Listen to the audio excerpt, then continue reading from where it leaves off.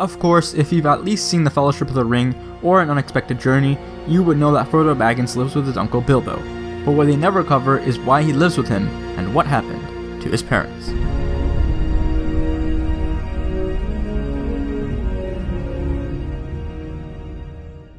Frodo's parents and what happened to them is actually pretty straightforward, as most people would be able to guess. They passed away. But what people don't know is exactly how that happened. But let's first talk about the fact that Bilbo isn't really Frodo's uncle in the typical sense, meaning he's not the brother of one of Frodo's parents. Instead, he is actually the first cousin of Frodo's mother, Pramila Brandybuck, and the second cousin of his father, Frodo Baggins. So calling Bilbo uncle is more of just a sign of respect, and it's probably just easier than saying, he is my first cousin once removed, or second cousin removed, depending on which side of the family you're looking at. But anyway, you're mostly here because you want to know what happened to Drogo and Pramila. As far as we know for sure, one night they went out for a boating trip. They got into some kind of accident that made them drown in the Brandywine River. And that's all that's really concrete about that.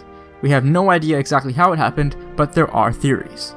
Two of which fit within the book itself, as in the first chapter of The Fellowship of the Ring, A Long Expected Party, there is a discussion about the fate of his parents and how it may have happened.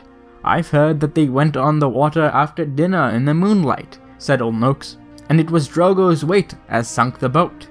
"And I heard she pushed him in, and he pulled her in after him," said Sandyman the Hobbiton Miller. "You shouldn't listen to all you hear, Sandyman," said the Gaffer, who did not much like the Miller. "There isn't no call to go talking of pushing and pulling. Boats are quite tricky enough for those who sit still without looking further for a cause of trouble.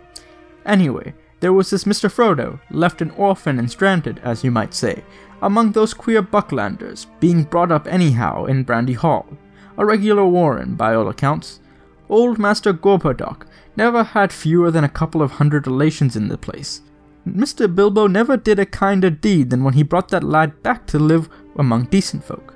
So one suggested that it's because Drogo had too much to eat that night, and that's what sunk it, and another suggested that they essentially murdered each other. But then Hamfast Gamgee, the Gaffer, dismissed the idea, but at least he has a new home with his quote-unquote uncle. There is however a theory on the internet that says that they were both murdered by someone else, and that being none other than Gollum. Now while you might be scratching your heads, the reason he may have done it was because he mistook Drogo for Bilbo, who he had been searching for many years since the incident in the caves of the Misty Mountain. And it would make sense because he did kill his cousin Deagle for the ring, and he wanted to kill Bilbo for stealing it and plotted to kill Frodo and Sam later on. So, pretty convincing, right? Especially since there is a lot more evidence that you can check out in the description. But there are also a few things that may disprove this theory, such as Gandalf telling Frodo that Gollum never reached the Shire. However, some counter-argue that he lied to Frodo, though he isn't known to lie, so that he doesn't make this whole mission about having a personal vendetta against Gollum and lose sight of what he is supposed to do. Sort of like how Obi-Wan bent the truth for Luke. So what I told you was true, from a certain point of view.